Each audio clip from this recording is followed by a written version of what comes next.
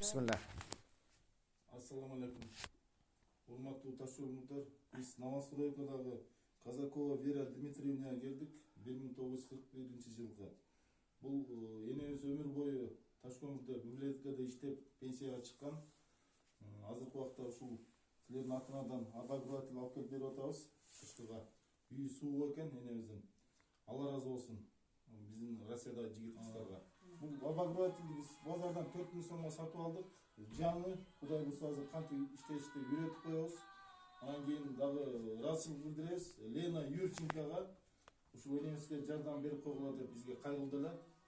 Ал кишиге да ден соолук каалайбыз. Спасибо, дорогие мои земляки, как так. Да. Дай Дети. Бог вам здоровья за то, что вы делаете людям добро. Удачи вам, счастья. Пусть вам Бог дает, чтобы у ваших родных, у ваших близких все было хорошо, чтобы в ваших домах всегда светило солнышко и было тепло. Дай вам Бог здоровья. Как приедете, приходите ко мне, я вас чаем напою. Спасибо.